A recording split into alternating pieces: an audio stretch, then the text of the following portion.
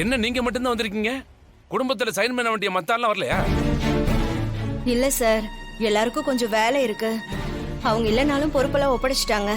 நீங்களே யார் யார் பேர்ல என்னென்ன எழுதணுமோ எல்லாத்தையும் பிரிச்சு எழுத சொன்னாங்க. சரி, நீங்க சொன்ன அந்த சொத்துக்களை சிவாங்கிற பேர்ல மாத்திக்கலாம். அவர் சைன் பண்ணிருக்காரா? இது இருக்கு.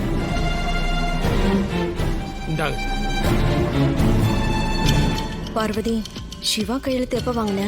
அது ரைஸ் மில்காகன்னு சொல்லி எல்லாத்துக்கும் சேர்த்து சைன் வாங்கிட்டேன். ரொம்ப தெளிவாதான் இருக்க.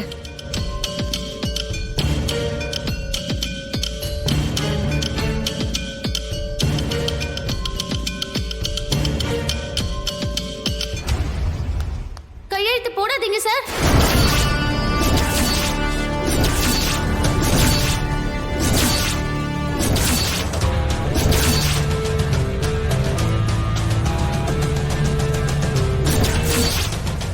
யாருமா நீங்க? ஏன் சைன் போடக்கூடாதுன்றீங்க? சார், இவ ஒரு பைத்தியம் சார். இவ சொல்றதெல்லாம் நீங்க எதையுமே கேட்காதீங்க. சைன் பண்ணுங்க சார். நானும் இந்த குடும்பத்தை சேர்ந்த பொண்ணுதான். ரகுராமோட தத்து பொண்ணு. இவங்களோட மருமக. இந்த சொத்துக்கு வாரிசு. என்ன நீ வாரிசா? சார், இவளே என் புள்ள ஏமாத்தி கல்யாணம் பண்ணிக்கிட்டா. இந்த கல்யாணத்துல எங்க வீட்ல யாருக்குமே விருப்பம் இல்ல சார். எங்க குடும்பத்துக்கும் இவளுக்கும் எந்த சம்பந்தமும் இல்ல. ஆனா சொத்து வேணும் சொத்து வேணும்னு எப்ப பாரு பிரச்சனை பண்ணிட்டே தான் இருப்பா. பிரச்சனை தான் பண்றேன். ஆனா சொத்து வேணும்னு இல்ல, குடும்பம் பிரிய கூடாதுன்னு. சார், அவ சொல்றதெல்லாம் விடுங்க சார். நீங்க சைன் பண்ணுங்க சார். சொத்துல வில்லங்க இருக்கும் போல இருக்கு. சார், வில்லங்கமெல்லாம் எதுவும் இல்ல சார். அதெல்லாம் நான் பாத்துக்கிறேன் சார்.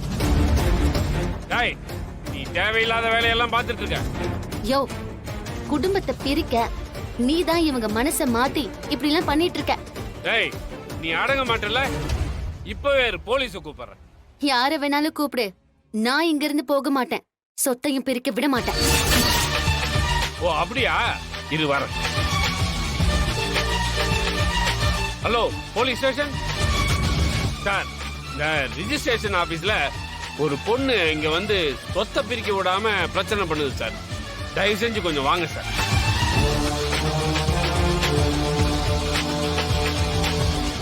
உங்க பிரச்சனையை முடிச்சிட்டு சொல்லுங்க. ரெஜிஸ்ட்ரேஷன் அப்புறம் பாத்துக்கலாம். ஐயோ சார்,